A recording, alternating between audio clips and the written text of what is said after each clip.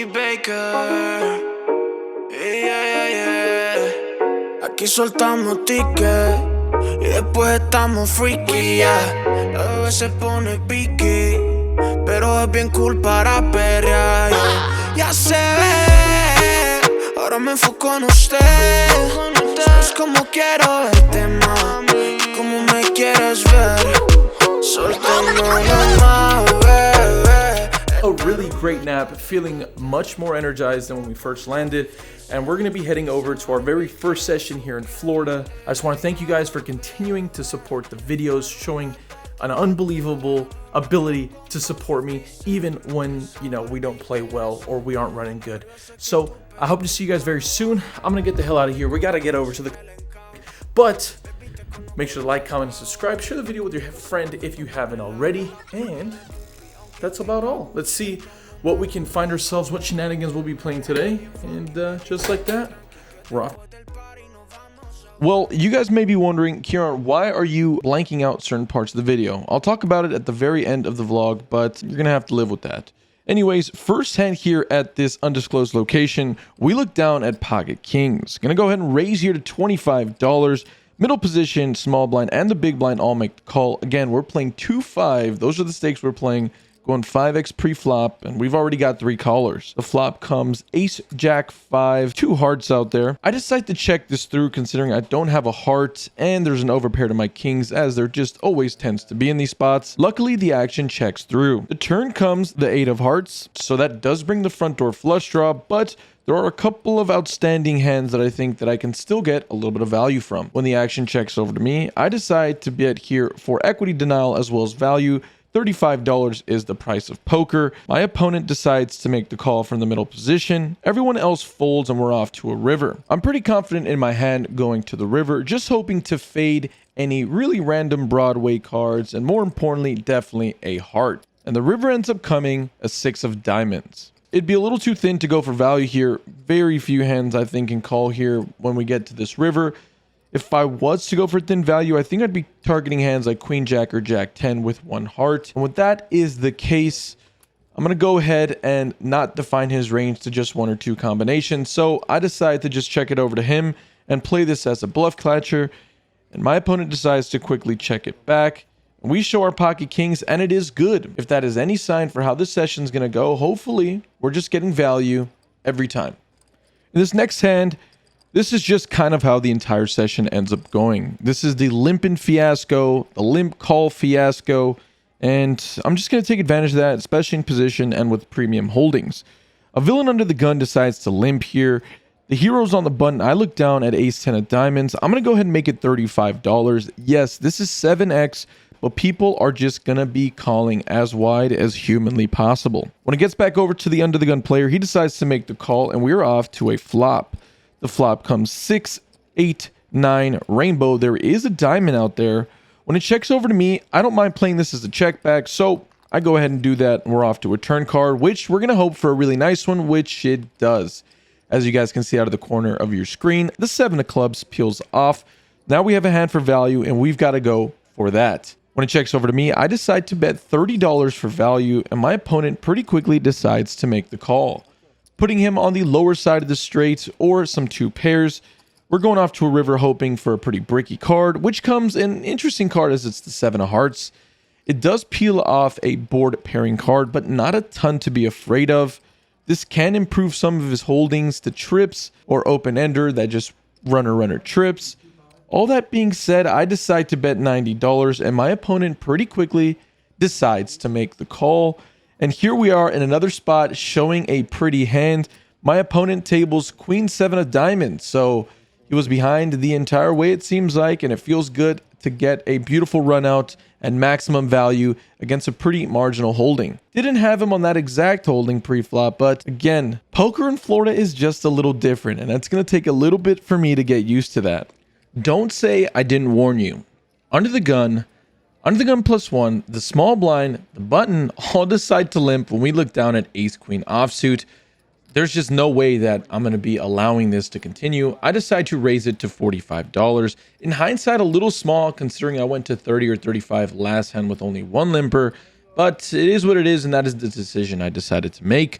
The flop ends up coming 9-8-5 after only the under the gun player decides to make the call. I decide to c-bet for $40, considering that I'll be probably betting my entire range here. I don't know if I really love my c-bet. This is just going to be smashing my opponent's just limping and calling range. Jack 9 suited, 10 9 suited, 9 8 suited, 7 6 suited. All these are hands that my opponent's going to be limping with from under the gun. And when I c-bet for $40, I'm almost firing into the abyss. My opponent decides to make the call. We're off to a turn card. The turn comes the 4 of diamonds. And I was just begging to not see one of these cards because I feel like this is just going to be improving my opponent. I decide to c-bet here for $125 for the double barrel, and I hate this. I'm not a fan. Why did you do that? You know, I guess I can rep aces, kings, and queens here, and I am blocking aces and queens. But in reality, my opponent's just going to be smashing this range, this exact flop texture. Pretty quickly, my opponent almost min raises me exactly to $250. I go ahead and make the quick fold, and my opponent is in disgust, as I suppose she had a really strong hand. So couldn't see that one coming, I guess. Not a great deal of time has passed between the last hand and this one. When we look down at pocket eights here, I decide to raise it to $25 from middle position. It folds over to the big blind, who's the only person willing to go to battle with me, and decides to make the call. And we're off to a flop that comes 10-9-4 rainbow. It checks over to me. There's 2 overs to my pair here, and not an awesome board texture for my range. So, as we learned from earlier on that 9-8-5 flop, I actually don't mind just checking back this flop and playing some turns, which we decide to do, and the turn comes a pretty favorable one as it comes a 7. We are now open-ended here, and when the opponent decides to lead for $40, I can bluff since I'm double blocking the nuts here. I can sometimes have Jack 8 suited. I can definitely have 8-6 suited if I have Jack 8 suited. So I can raise, but I decide to go with the less variance and just make the call. And just like that, we're blessed with an unbelievable river card that comes a 6 of clubs. My opponent decides to check over to me. And when it's on me, I decide to go for an overbet sizing. And the reason I'm going with an overbet sizing here is that, look, you don't have to be super balanced in these spots. I don't have to come up with a bunch of crazy bluffs, specifically because I'm in a different state. I'm never going to play in this casino again, most likely. And I don't know this player pool. So when that's the case, I don't mind, swaying over to the exploitative line. I don't mind going down the road of, I'm overbetting, I have a really good hand, and my opponent must have a decent hand, or at least I'm expecting him to have a good enough hand to at least consider the call. A bunch of time goes by, and my opponent goes, like I said, really deep into this think tank process. He eventually decides to make a very disciplined fold and shows me pocket jacks. And to be honest, I'm not targeting that hand at all. Not whatsoever. Not only did he not 3-bet me pre-flop, so I'm not expecting him to have that, but it's just not what I'm targeting. I'm targeting sets and 2 pairs. When I go for a massive bet sizing on the river, I know that it's really unlikely for my opponent to have the nuts here because I double block it. So I'm just kind of saying, it's likely that you have 2 pair or better. And that's why I bet so big. For him to have jacks here, it's nice. It's strong. It was great pre-flop, but I'm not really targeting that hand. Like I said, I'm targeting something significantly stronger than that. Without going on a very long tangent, because I can write like 15 books on the subject, but I'm curious to know where you folks land on this side of the spectrum, and that's between exploitative and game theory optimal, GTO poker. Look, I think it's very specific to the game type as well as the blinds that you're playing, and again, this is specific to live poker. I think that GTO is just the prominent and the preferred way if you're playing anything online. The competition is just going to be significantly better. And yeah, again, I don't want to go down that whole rabbit hole, but that's just my case for online play. As far as live poker, I think that if you're playing like 1-2, I just think that exploitative is just going to work. And I think it's going to work because GTO works specifically against other people that are, playing in at least close to theory optimal play. Like you're using your theory against somebody else's theory, I guess. I'm trying to make this really simplified, and I don't think this is a subject that I should be simplifying, but as far as these like 2-5 and 3-5 stakes, I just think that playing a really strong range pre-flop and playing fairly exploitative is just going to print you money in a lot of these cases. Anytime you're going to get a little bigger in stakes, so like 5, 10, 10, 20, and anything higher, sure, GTO is going to be the best thing that you can do for your game, specifically because you're going to be playing a significantly stronger player pool. But that's my 2 cents. What stakes do you play, and what are your styles of poker? I'm like honestly dying to know.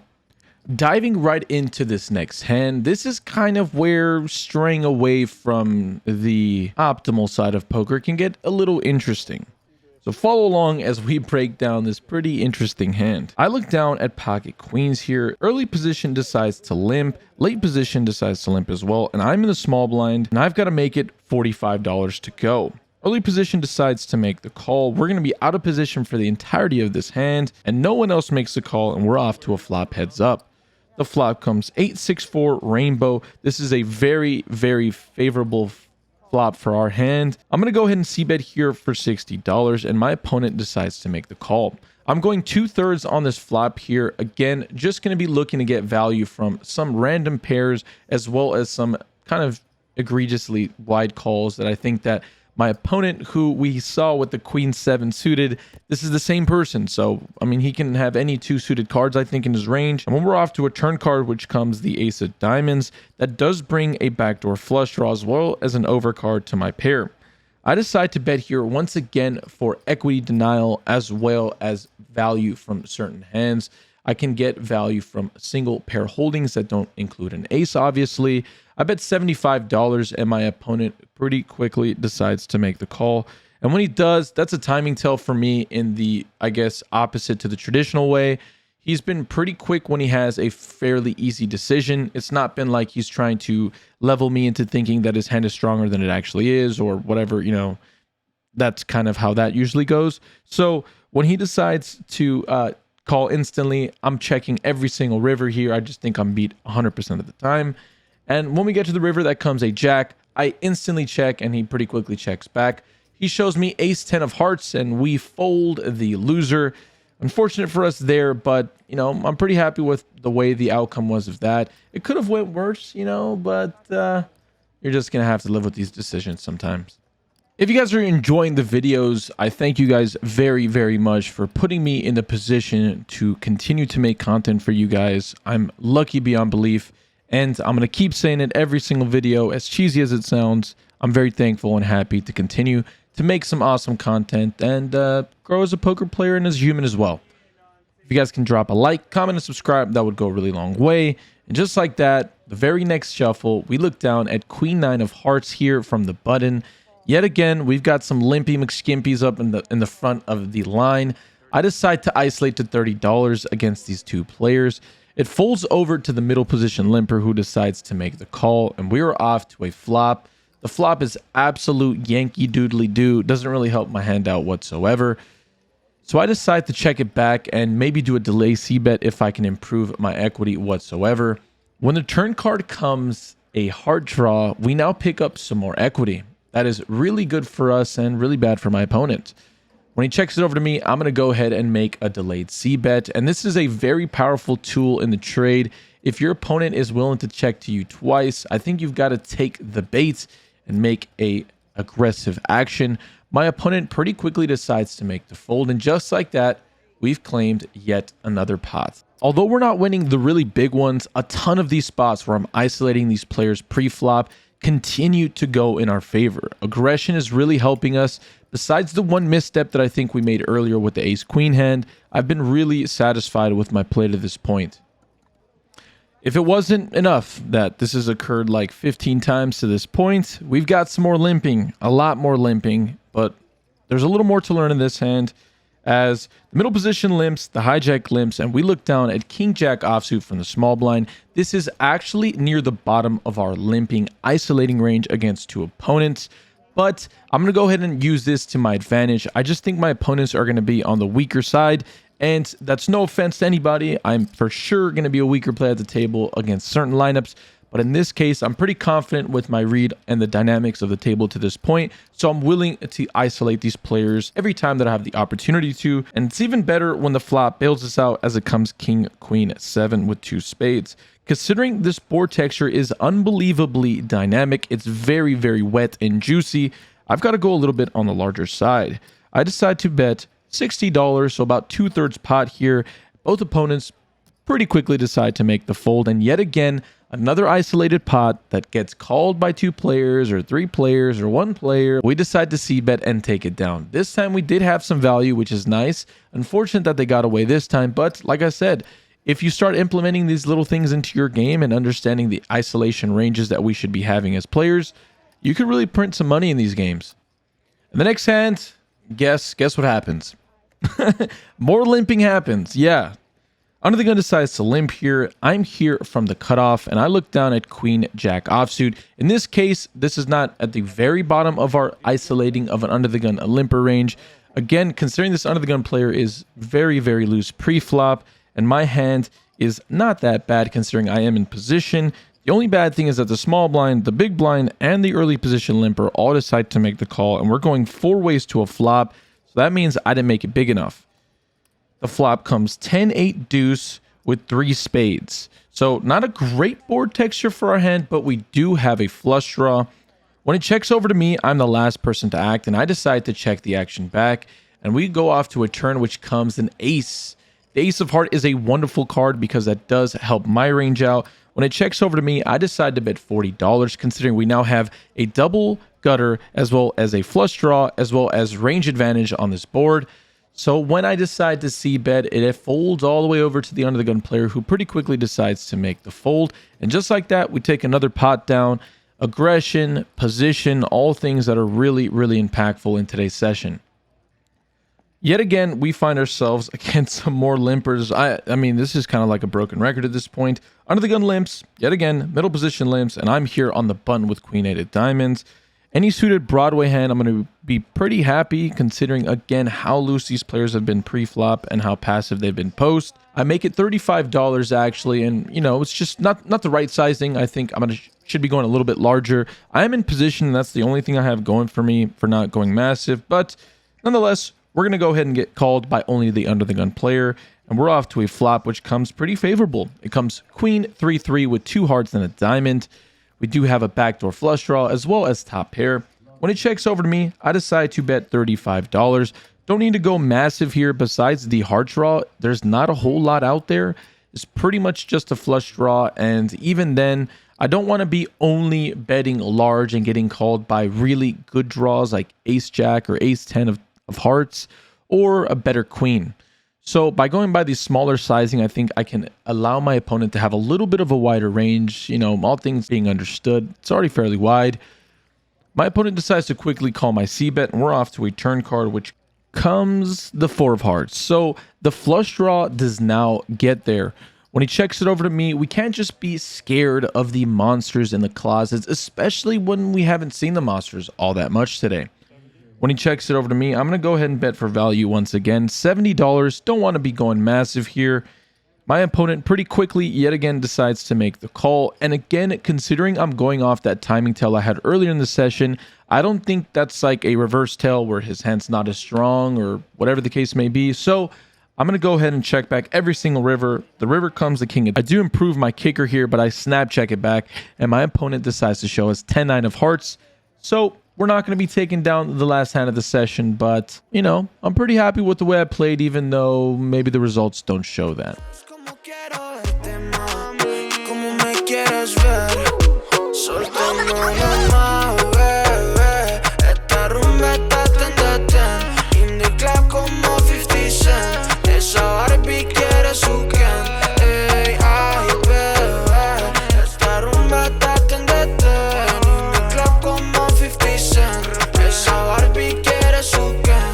Esa actitud, pero el booty para abajo. Como le cogí pillo si me la encajo.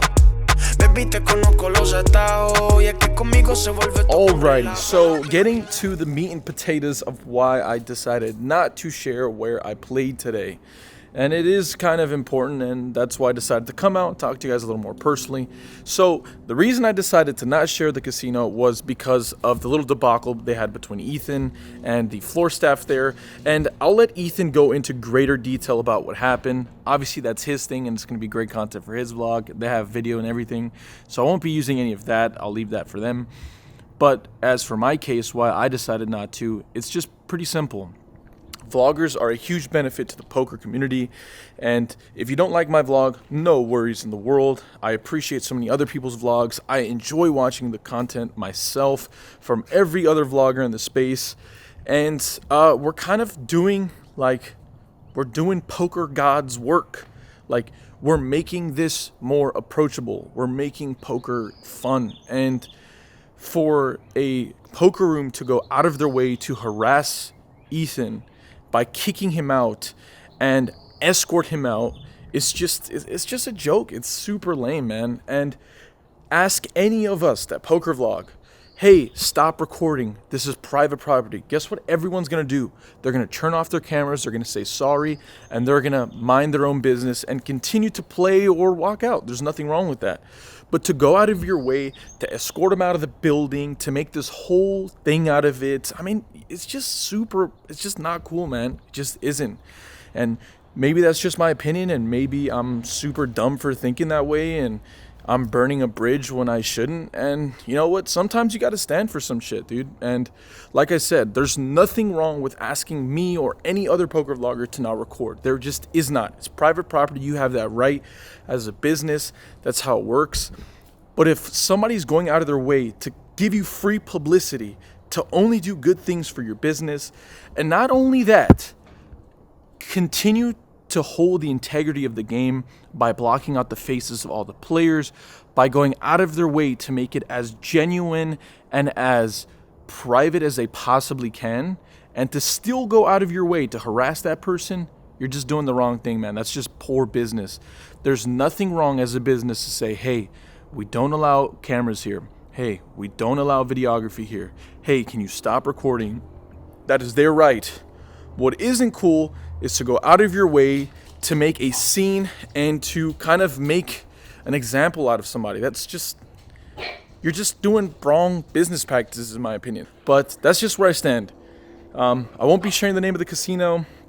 There's not a great deal of options in Florida, but yeah, that's just how I feel about the thing, and we'll get back to regularly scheduled stuff. Sorry about that. Just like that, we are out.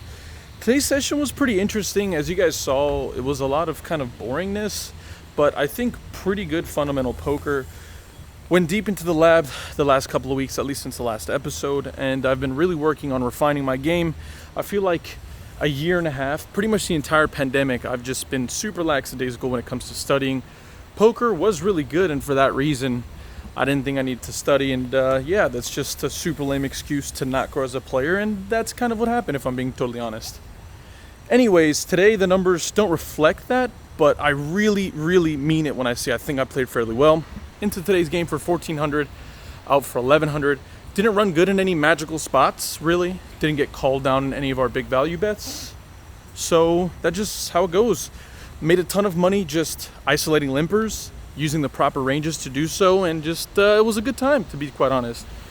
Like I said, although I lost money, I don't feel like I played bad. I really mean it when I say that. I think I played really well, and that's kind of just how it goes sometimes. Anyways, we're probably going to head over to the Hard Rock, if not call it a day, because it is getting pretty late now. I appreciate you guys as always for coming through and supporting the vlogs. And if you guys haven't already, make sure to like, comment, and subscribe. As always, turn on the notification bell if you haven't already. More importantly, I want you guys to have a great day. Stay happy, stay healthy, run good at the tables. I'll see you guys in the next episode. Peace.